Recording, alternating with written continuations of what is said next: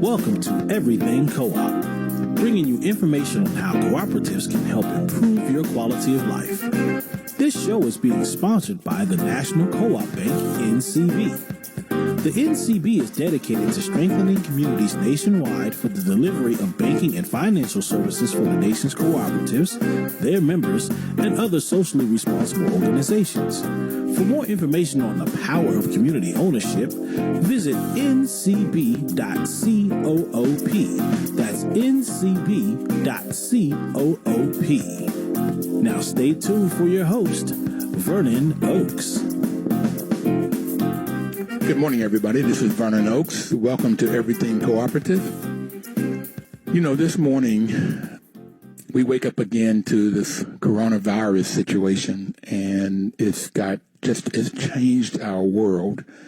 And we're going to talk to Michael Alden Peck today.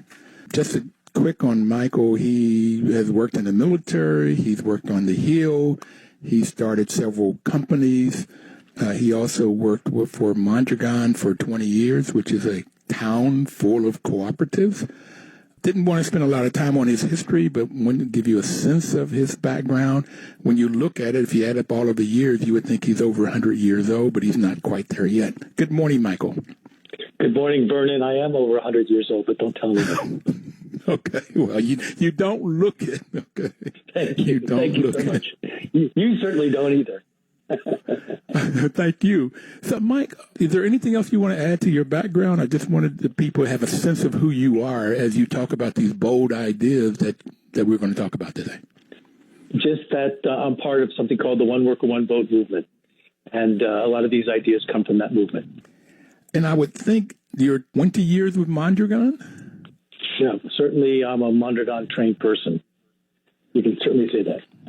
And quickly, what is Mondragon for those that don't know out there? Sure. Mondragon is the world's largest industrial cooperative ecosystem with its own bank, its own insurance company, its own university.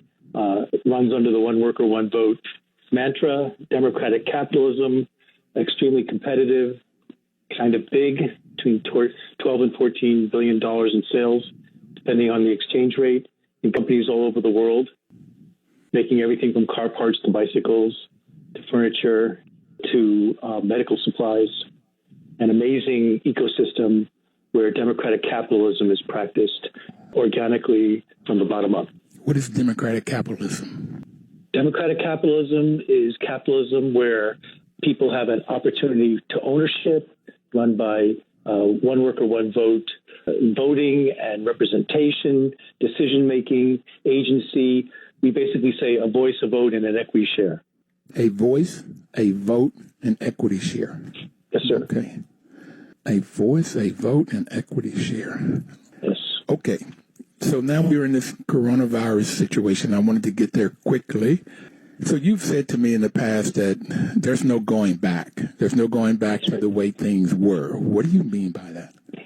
Well, I got the phrase from the American Sustainable Business Council. It's the ASBC campaign. I'm on the board there.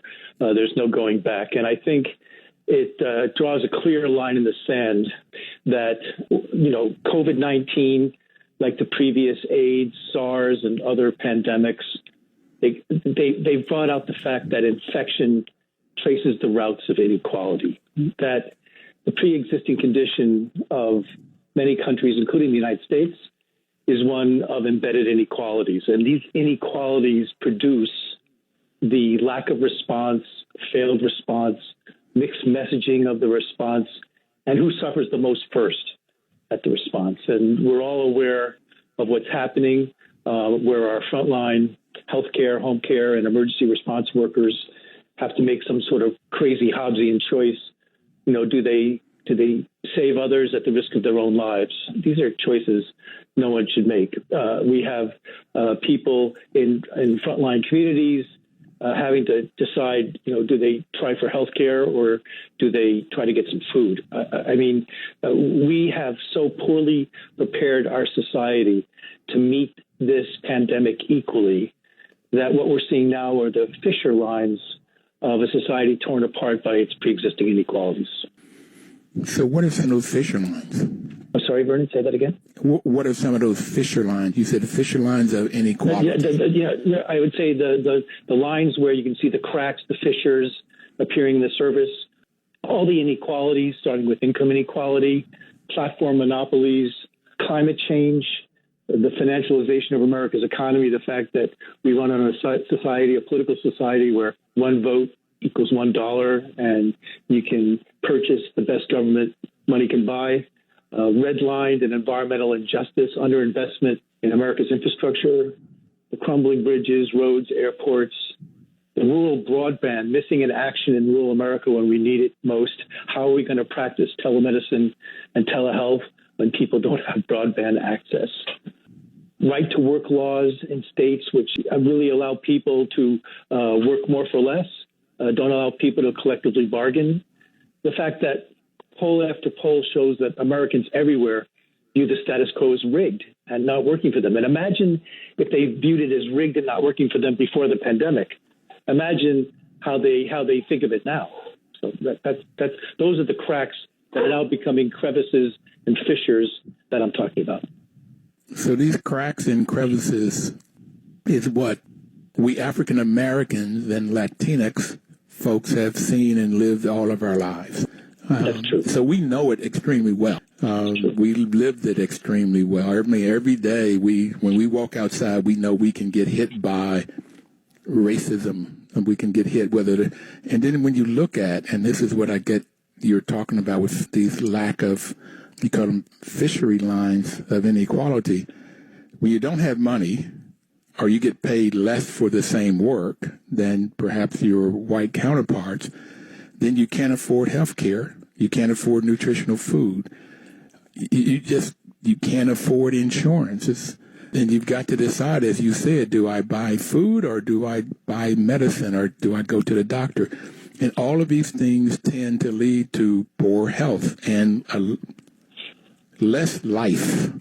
So, that's right. You might live to be 55 if you're an African-American male versus 75 or 85 if you're white American living with money. Now, those poor whites may have the same outcomes. So this is what you're talking about.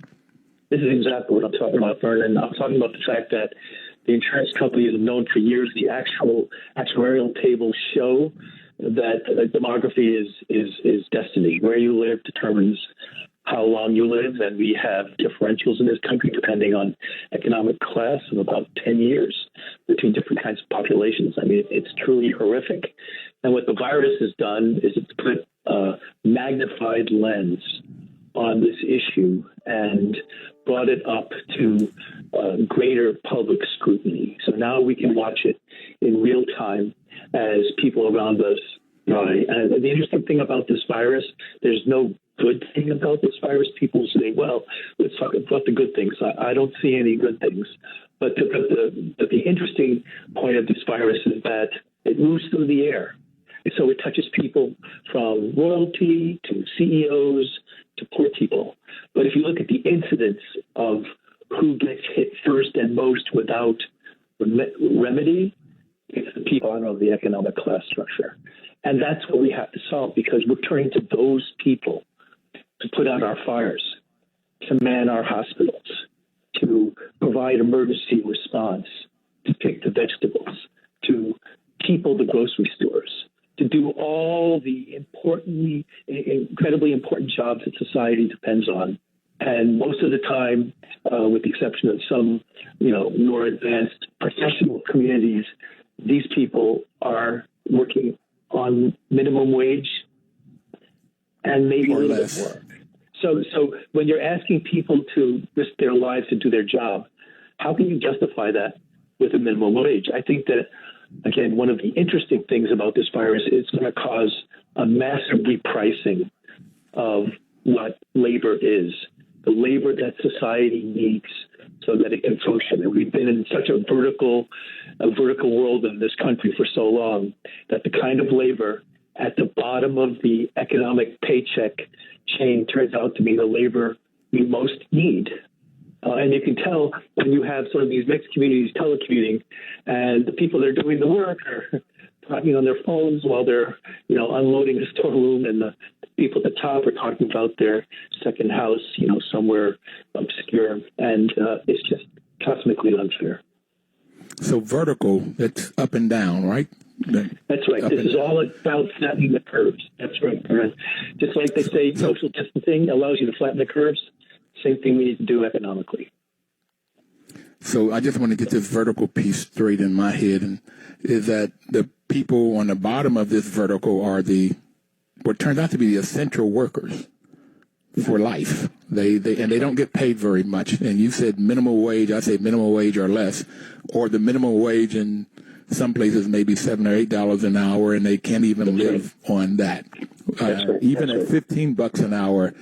It's talked about a living wage of $15 an hour, but I would contend to you that does not cover everything. When you talk about housing and medical care and insurances and transportation and sending kids to college, all of that, $15 an hour doesn't do it.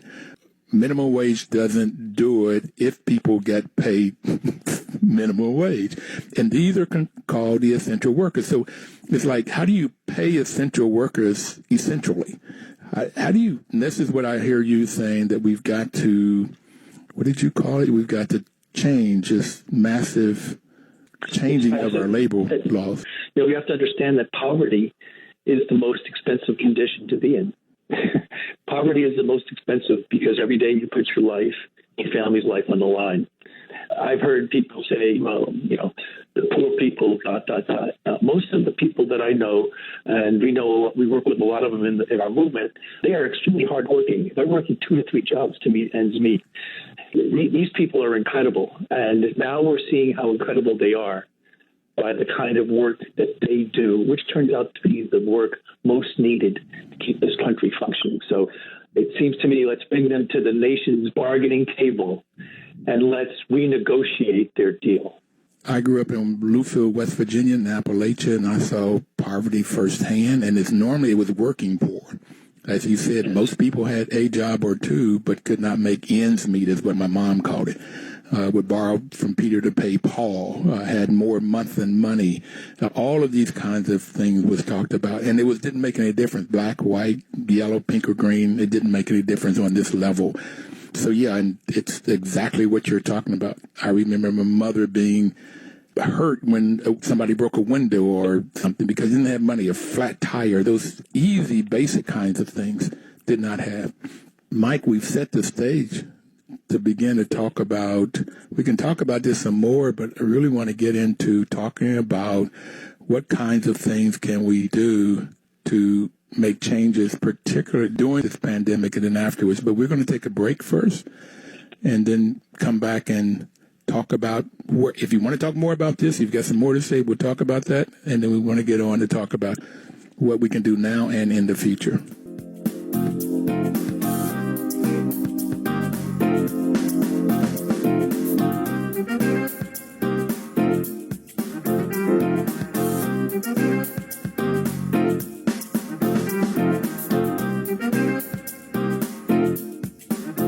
Your news talk station.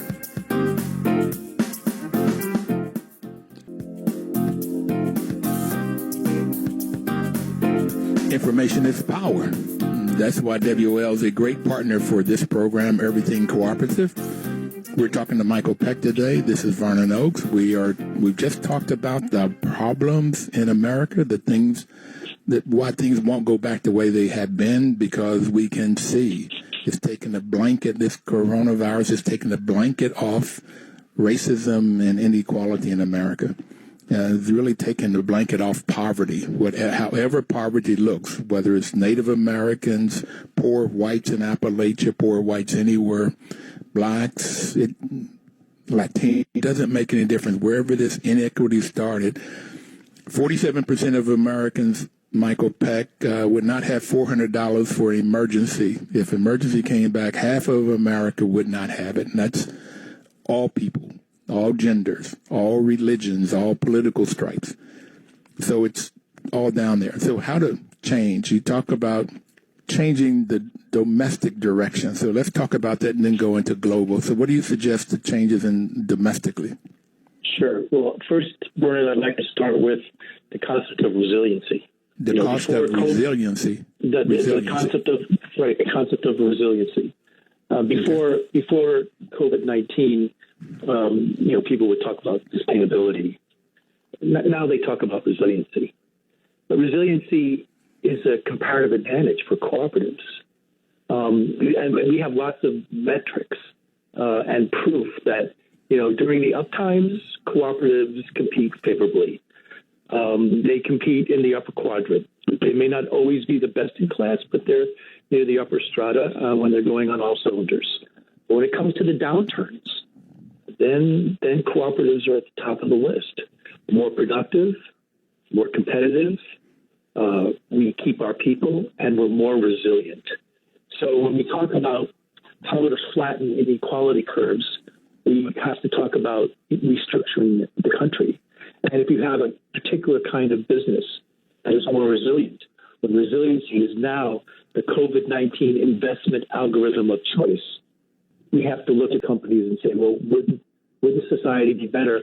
Wouldn't our quote-unquote free economy be better if we had more worker-owned, more employee-owned, more member-owned companies like cooperatives and versions of running our functions instead of vertically owned companies where there's a $350 X factor difference between the highest paid and the lower paid, where we have shareholders with no stakeholders, where we have ex-territorial decision makers making decisions hundreds and sometimes thousands of miles away for workers who have to live with the brunt of those decisions.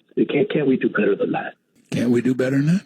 Yeah, well, so I believe we can. I mean, we look at this as a resilient solidarity economy, and we have lots of examples of how this works. I mean, people talk about the Scandinavian examples. I'm much more familiar with Spain's Basque region, where Mondragon is centered. The Basque region of Spain has the same Gini index. Gini index is a global index that measures inequality. The trick with Gini is to score at the bottom of the curve. That means you have the least inequality, not at the top of the curve like the United States, where you have maximum inequality. So Scandinavia and Spain's Basque region, they score pretty similar in terms of inequality on the Gini index.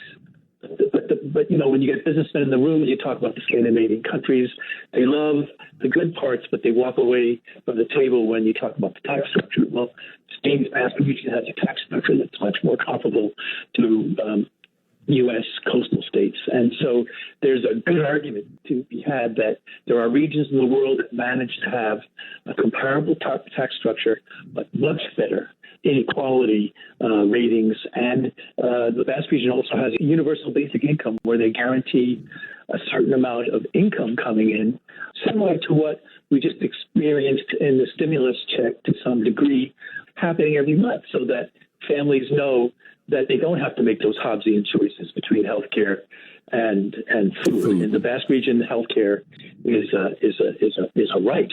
It's not a privilege. It's a right. Like education. Education is a right, not a privilege. And so I think that we can look at these regions that are doing it so much better than we are. When we talk about America as an exceptional nation, but right now we're exceptionally the coronavirus center of the world. That's what we are exceptionally doing. We're exceptional nation at the bottom of the list in inequality. And we're social exceptional mobility, nation. and social mobility and happiness. Yes, in happiness. Yeah, we fail the exam on happiness. So let me give you an example of what we're trying to do. It's not done yet by a long shot, but we're trying. And in our movement, we work with a lot of populations in inner cities and in Brooklyn through great people like Carmen Huertas-Noble, who's been on your show, and Marjorie Green, who's been on your show, and Phil Thompson and others who've been on your show. We're part of Central Brooklyn, one Brooklyn healthcare ecosystem where we're really creating worker-owned enterprises and banding together with member hospitals. And out of these relationships, early on in the COVID-19 process, before it caught on politically as something the nation needed to deal with, we were being approached by our friends and our extended families about people, going into Duane Reade, which is a very well-known drugstore chain in New York City, trying to get reusable goggles because he couldn't find masks. There was no PPE. There's no equipment that prevents healthcare, home care, and emergency response workers from getting sick as they try to do their job. So we, on a volunteer basis, tried to locate masks.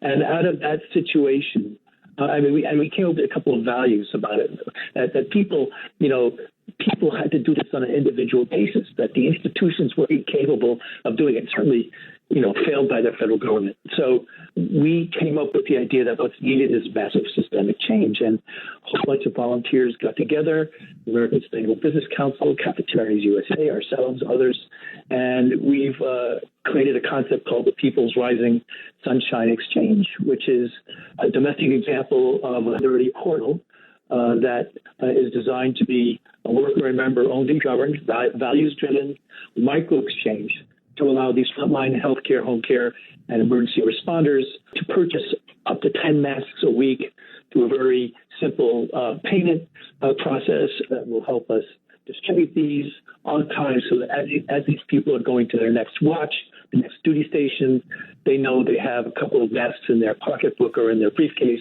or in their back pocket that can keep them out of harm's way, that can help them stay out of harm's way. We've designed this so that you can't hoard. None of the people that we work with really want to hoard. They just want to make sure they're covered. Kind of like teachers out of their meager salaries buying school supplies for the children in their classes. They know those children need because the institutions they're part of and the governments that regulate them can't provide the materials. This is exactly what's happening now.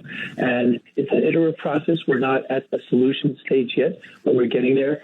But it helps us because at least, we feel like we're inside the fight and trying to do something about it. And so if we multiply these kinds of actions, and we are by no means alone. There are advocacy movements and organizations trying to do this, something similar all over the country. Supply chains are springing up mass across America, amazing supply chains in Michigan for the amazing job the governor there has done. And when you look at all the different citizen examples to try and flatten the curves, it comes out to an interesting list. And again, ASBC, with their there's no going back campaign, has identified a couple of them that I think are really useful. And it's all built around culture, compensation, ownership, business performing metrics, and good public policy. The idea of putting all these factors together to come up with something that allows this country to move forward but never go backwards. So first promote. Wait a minute. You said it's based on culture, compensation, ownership, business performance metrics, and good public policy. Wow. Boy, if we had that now, what would that look like? So now we're boxing against the system. But we should be using judo. We should be using momentum of what we know to be triple bottom line thinking, regenerative thinking, to take American society from where it's stagnating to where it needs to be so that we're breathing fresh air. I mean, in the break, the radio station gave the Washington, D.C. weather report. Well, I think they've determined scientifically that D.C. is enjoying the best air it's ever had since fresh air was reported. And magnify this to places like Delhi and other sites where the air has been impossible to breathe. And you see that it's not that something good has happened in a way that you thank the virus. It's that there's a pause, an opportunity to evaluate what's happening and say, how do we take this forward? How do we not go backwards? That's a great place. We're going to take another pause. Okay. And as we take this pause to get the weather, the traffic, and any particular news, we'll come back and say, how do we take this forward? That's great. Thank you. Okay. It's an absolute pleasure, Michael, to have you on. You make me think, okay? Make me think. What can we do next? What can we do next? I love this conversation. I wish we could have it every day. Okay. We'll be right back.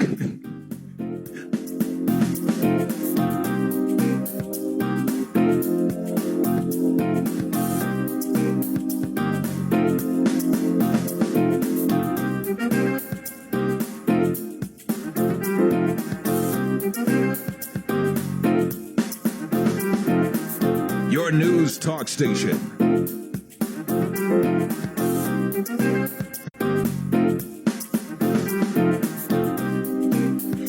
Welcome back, everybody. This is Vernon Oakes. Our guest is Michael Allen Peck. And Michael so far has talked to us about resiliency, and that's the ability to recover quickly when there's a difficulty, and we have a difficulty with coronavirus. We talked about that when you have not as much, this Gini index, that's new news to me, it measures inequality. And in the Basque region, we've had somebody on the program from Finland that talked about this. She said that the average person in Finland was in 5 cooperatives. And in that Basque region, on the UN Happy Index, Michael, on the UN Happy Index, these 8 countries in the Scandinavia, Nordic country, they come up on the top of the list year in and year out since they've been doing that. The U.S. it was 18 this past year, and UK 19. So we're down in the middle to the bottom of the happiness index. And I assume, Mike, from what we're talking about, this inequality, the Gini index is one of the reasons. But she said that the reason that folks are happier in Finland is because they belong to co-ops. For all of the things that you have been talking about, in Finland, they belong to co-ops, and health care is a right. Education is provided. People know how much income they're going to get. They get to share in the profit. All of these reasons causes them to be happier. Now, I would like to talk to you some point about this tax thing, because my research says that they talk about the taxes being higher, but I found that the taxes is higher for corporation. So I'm not even sure that's a bad thing. But I don't want to talk about that this day. What I want to talk about is what are some of the things that we can do to flatten the curve. That's what you were talking about. We're talking about flatten the curve with coronavirus, and right. So we'll have less deaths and not so quickly, so that we don't sort of just overtake the hospital workers and those essential workers. But what can we do to flatten the curves on this economic and political system? Right. So, first of all, I think let's start with a practical factor. I think it would be just good, healthy process, and I'm sure many of the extremely well-managed cooperatives that we have in this country have already done something like this, but each cooperative, each and every cooperative, big and small, worker, member-owned, they should have a documented crisis recovery plan, similar to a value creation plan. And, these with deliverables, internal deliverables that can include a transformation agenda.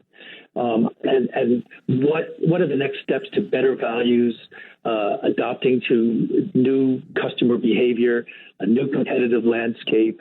How do we improve the governance structure of products and services to reflect the values?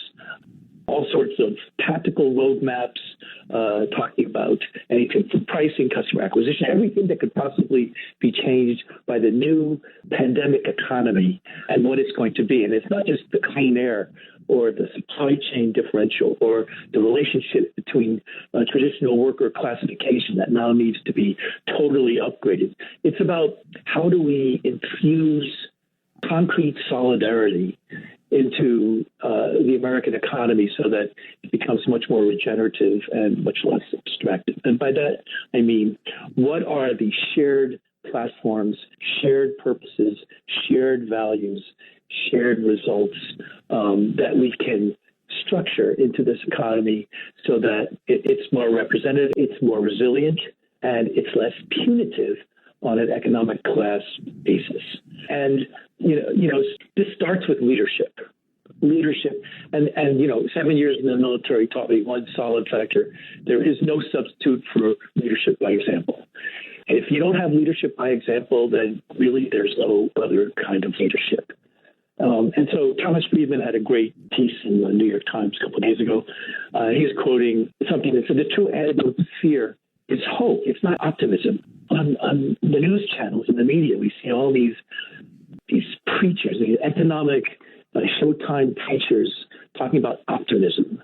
And optimism is very superficial, but hope comes from inspiring collaboration, inspiring common purpose, inspiring future possibilities, inspiring the kind of aspirational America that we talk about, but it's usually from a nostalgic viewpoint.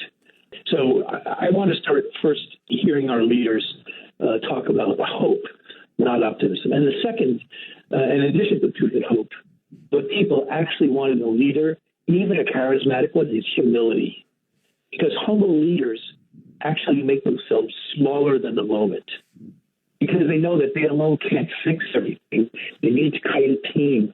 They need to enlarge the stakeholder circles.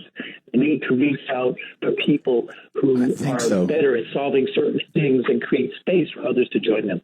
And if we can have this kind of leadership in this country on multiple levels, starting with cooperatives, starting with our cooperative communities, as an example, I think we can make a big difference. Hope and humility. 2 H's are H square. H square. I didn't think of that. Okay, I love it. For leadership. Right. That's what overcome fear with hope and have humility to get everybody involved. This is a team sport. It's not me alone. I can fix this. It's everybody. That's right. You shrink yourself as a leader. You shrink yourself to shrink the moment, and the moment gets drowned. That famous bathtub that they wanted to drown the government in. Now it turns out we need a government that overflows the bathtub. And if you want to shrink the virus, you have to do that through humility and bringing in the smartest possible people and putting them in charge. And I think that cooperatives can be, because of our interdependency, our solidarity, just like labor unions. The reason why in One Worker, One Vote we always try our best to put labor and cooperatives together is because shared solidarity. It's the cultural key that's going to help us win. Have you ever thought about running for office? You sound like with this, if we could provide hope and humility, which you are very humble already. So, you ever thought about that? Only if you promise to be my campaign manager. No, I actually marked that on the list for the next life. Yeah. Okay, so you've had 4 or 5 lives already, so we could still see that happening. Life number 5, right? Life number 6.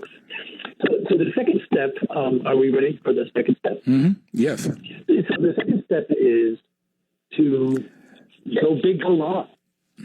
Think big, think global, act local, and let's pick some of the key institutions in this country that generate solidarity, but with a little more policy support could be the linchpin for the new solidarity economy. It could help us strengthen our collaborative interdependency and really flatten the curves. And my number one choice is the U S Post Office. Well, one of the great things about confronting the pandemic virus is that we all are realizing how necessary the U.S. Postal Office is to the census, to elections, possibly community banking. There's already 7 unions covering the post office.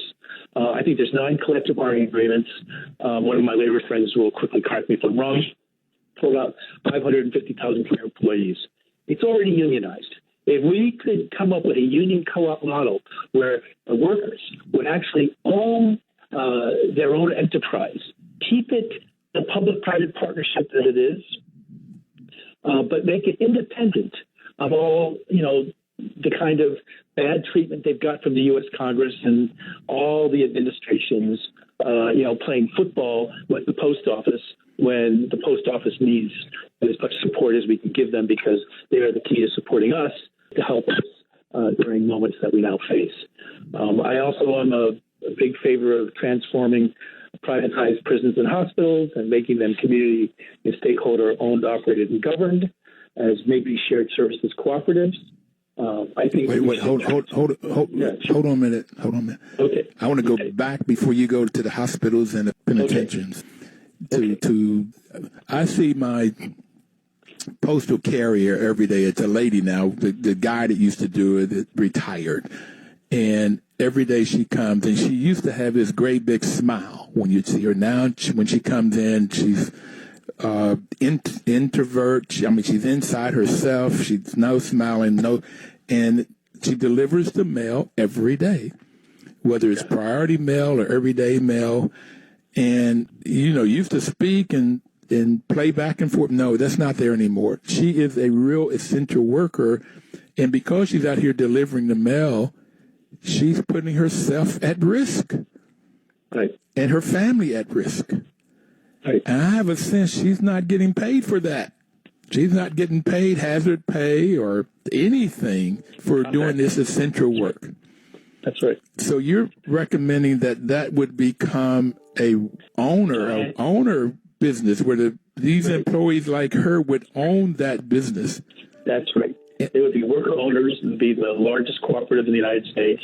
It could be a union co-op because the labor unions were already there.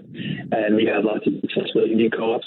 It could be another one. And it would be an example of how we widen the stakeholder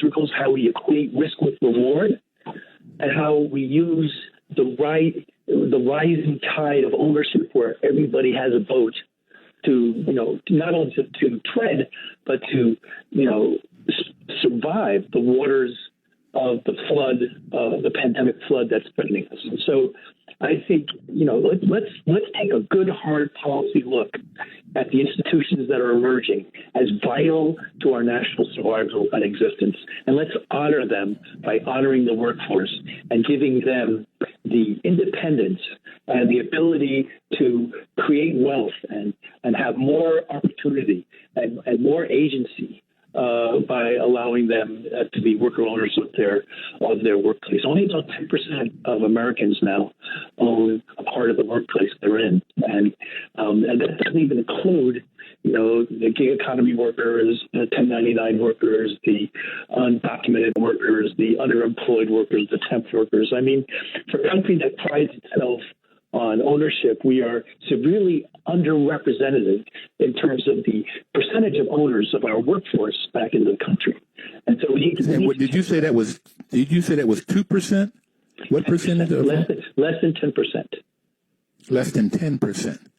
Yes. Okay, so if the Postal Service employees owned it, they would have a voice in the policies. So they could say, we're going to have a crisis discovery plan. And they would create that crisis discovery plan. Not only that. Masks. We're going to have masks so that we survive our jobs. Right. And gloves and whatever else it takes so that they can do their jobs. That they could say that.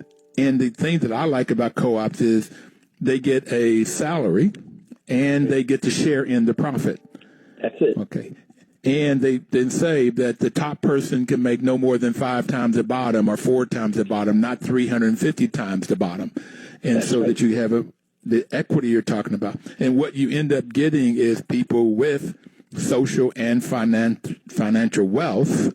You get people that can pay for their life and their living and live longer. I mean, it's ideal. I mean, this is just the first one we were talking about. So, I hadn't thought about this, but this is perfect with the union also and all of the benefits that you all have taught me in Cincinnati about how the union comes in and plays and helps this whole model work. We got to take our final break. Mike, we said we got so much more to talk about. I love the conversation. We're going to take our final break and talk about some other examples besides the besides the postal workers. We'll be right back. Please don't touch that dial.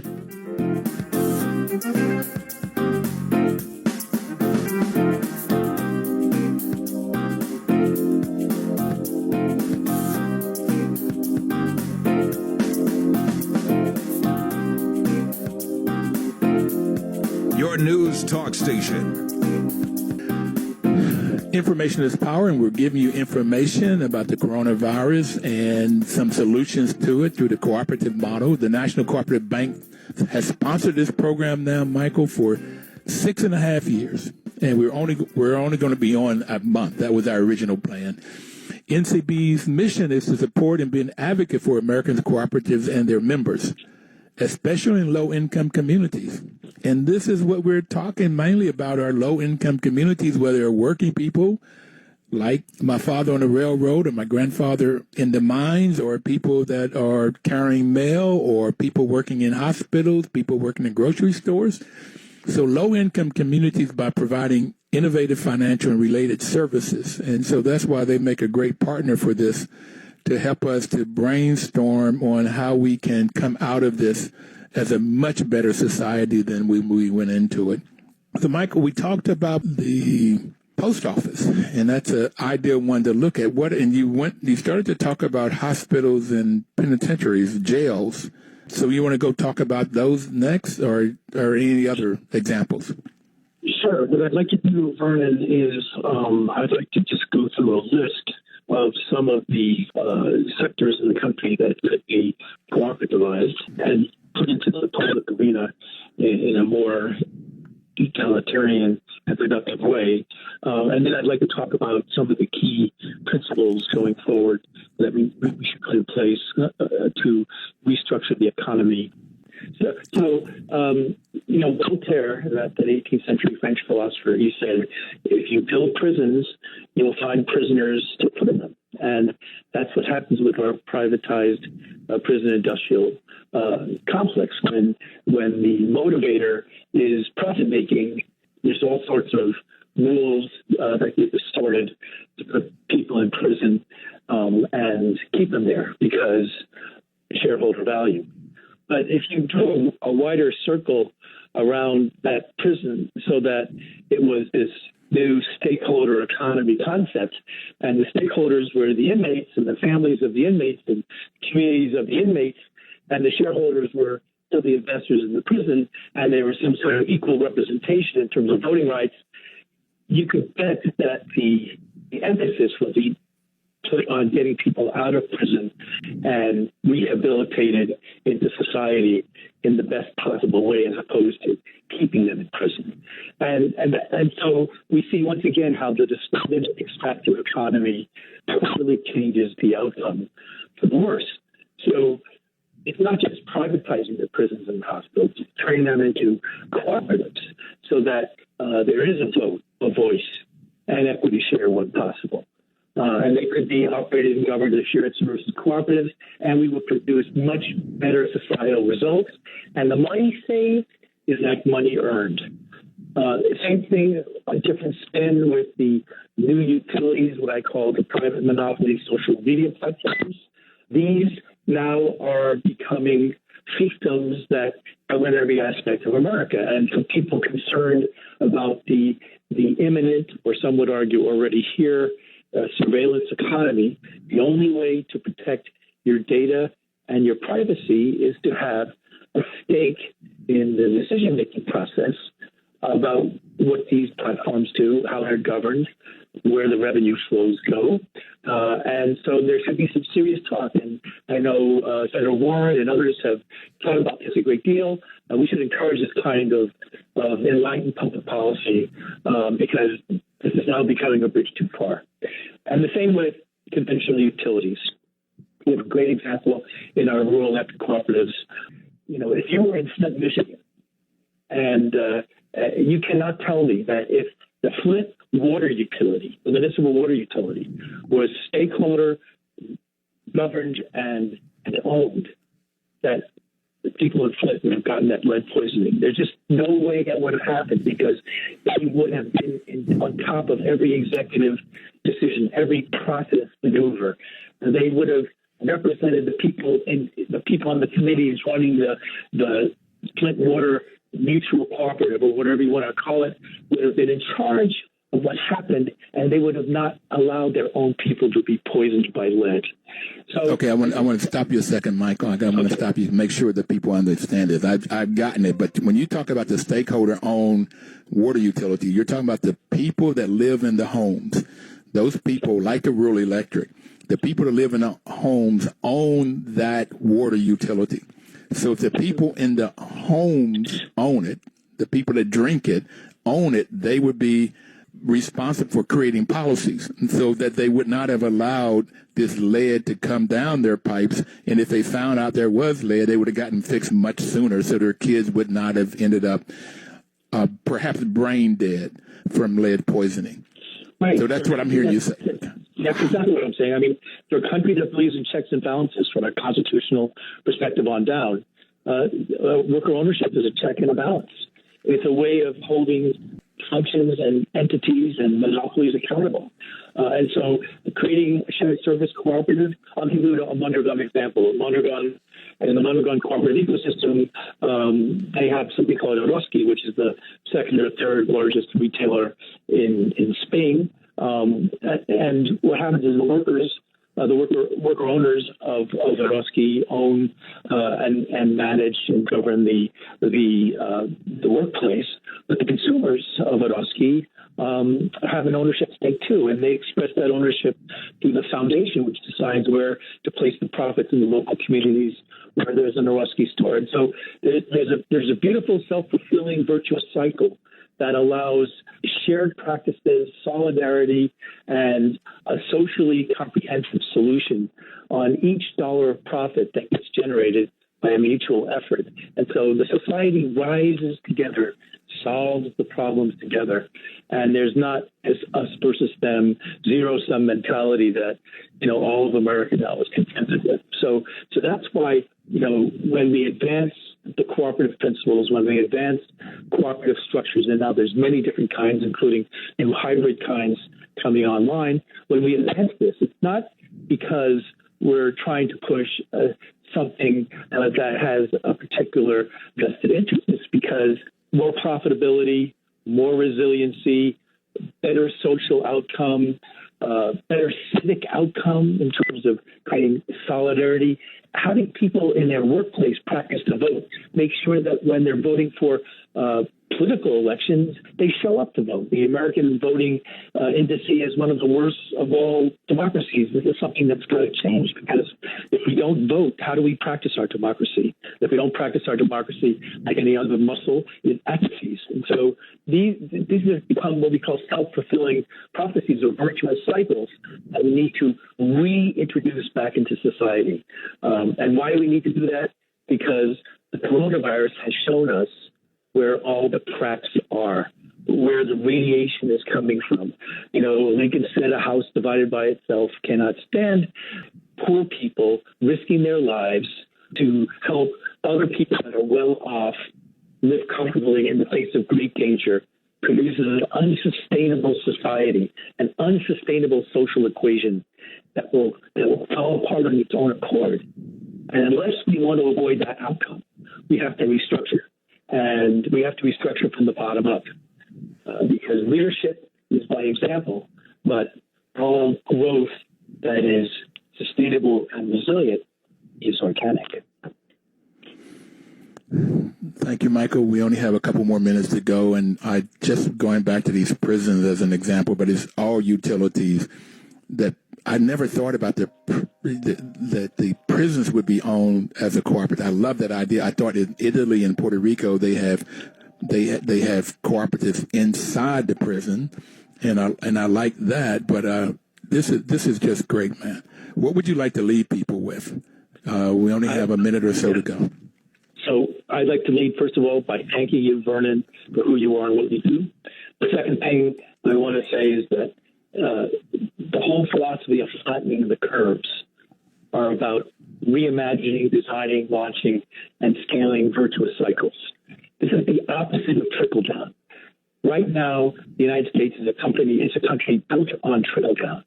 In the One Worker, One Vote movement, we want to stand this on its head, reverse it, and we call this the Gusher-up economy. So I want to collaborate with everybody as much as possible, creating concrete examples of the Gusher-up economy, because I think we've all had enough of trickle-down. Well, we know that trickle-down doesn't work. It gets to the top people at the top, whether that's the owners, the shareholders that own it, or the management, and it stays there. Or they may move it around themselves, but it doesn't trickle down to labor or people at the bottom of the social economics. We know that. So I love this Gusher-up, turn this thing around, and that the money comes to the. So we got to get the politicians to say this stimulus money need to go to the workers. Michael, thank you so very much. Workers first. Thank you, Vernon. All right, everybody out there, have a great week. Please work cooperatively, and we'll continue to look at what we can do to help come out of this coronavirus, this pandemic, in a better economy. Have a great day.